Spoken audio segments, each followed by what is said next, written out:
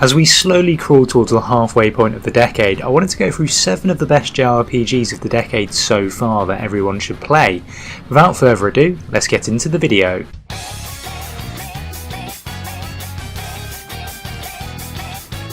Persona 3 Reload was a real surprise when it stealth dropped earlier this year, and it's praised for so many reasons. The game features significantly improved graphics, making the world of Persona 3 feel more vibrant and immersive. The combat mechanics have been revamped, providing a more engaging and strategic experience.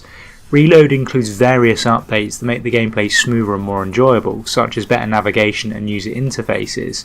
The remake introduces new scenes and character interactions, adding depth to the already compelling story, and there's a brand new English voice cast that brings fresh life to the characters, enhancing the emotional impact of the story. That's if you prefer going through the game in English instead of its original Japanese version. But overall, Persona 3 Reload successfully modernises a classic game whilst preserving its core elements, making it a must-play for both new and returning fans.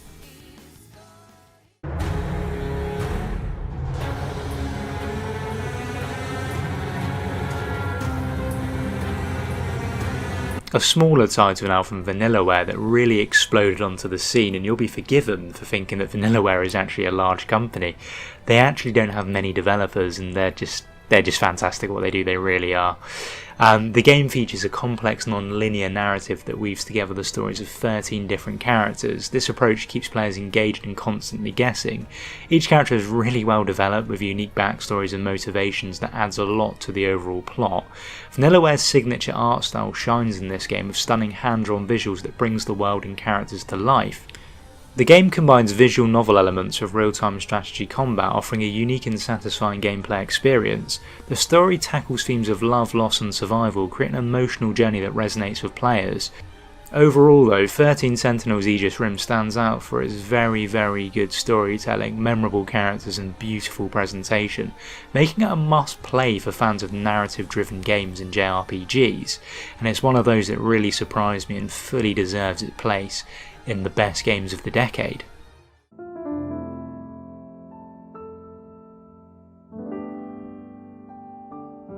Now, I could have included Definitive Edition 1 into this list, but I wanted to actually go with something a little bit different and talk a little bit about Xenoblade Chronicles 3. Now, they're all fantastic games in their own rights, but Xenoblade Chronicles 3 builds on the strengths of its predecessors while introducing several new elements that set it apart.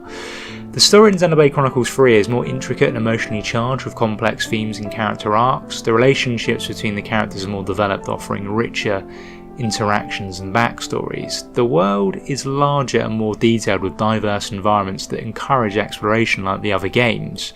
The combat system has been further refined, offering more strategic depth and variety in battles, and a new class system allows for greater customization of character abilities and roles in combat. The visuals, I would say, are slightly more polished with detailed character models and environments, and the music continues to be a highlight, enhancing the emotional impact in the game. Overall, Xenoblade Chronicles 3 takes the best elements of the previous entries and enhances them, while also introducing new features that makes it a standout title in the series. But again, as I mentioned, number 1 and number 2 are also masterpieces that you should play, but it's just fantastic, the third game, and you really should play it if you haven't already.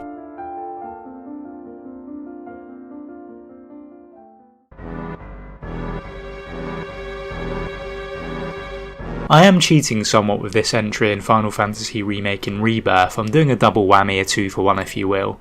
Now, the game beautifully recreates the original's iconic moments while adding new layers of depth and detail. Stunning visuals bring the world of Midgard to life in Final Fantasy Remake, making it more immersive than ever. The combat system blends real-time action with strategic elements, appealing to both new players and long-time fans. Additional story content and character development provides a rich and narrative experience. Now, when it comes to Rebirth, unlike the more linear remake, Rebirth offers a vast open world for players to explore, and the combat system has been further refined, offering more depth and excitement. Rebirth continues to recreate key moments from the original game, evoking nostalgia while introducing new twists, similar to what they've done in Remake. The story remains compelling, drawing players in with its emotional depth and character arcs, but both games successfully blend nostalgia with modern gaming elements, making this standout title a must-play for JRPG fans and definitely one of the best 2 games of the decade.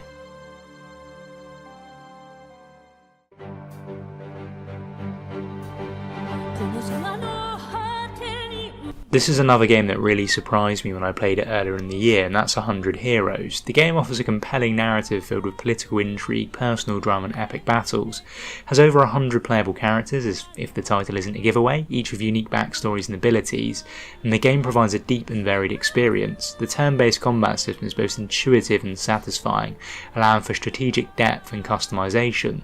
2D HD graphics are visually stunning, blending classic pixel art with modern effects.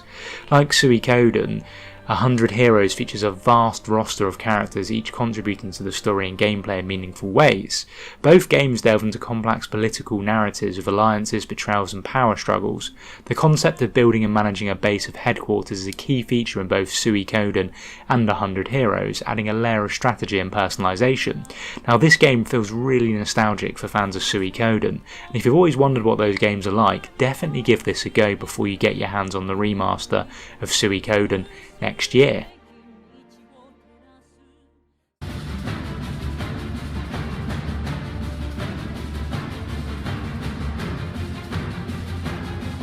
I've spoken about Octopath Traveler 2 on this channel a few times in the past, and that's for good reasons. The narrative in Octopath Traveler 2 is more cohesive and engaging compared to the first game in the series. There are more meaningful interactions between the 8 main characters, making their journeys feel more connected and intertwined and, I would say, impactful. The sequel includes various quality of life enhancements such as better navigation and user interfaces, which makes the gameplay smoother and more enjoyable. While the core combat mechanics remain very similar, there are subtle improvements and new abilities that have depth and variety to the battles.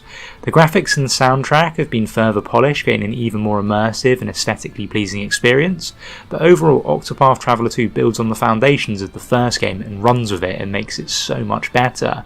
And you should definitely check it out if you haven't played it so far, and it definitely deserves its place in being one of the best games of the decade to date.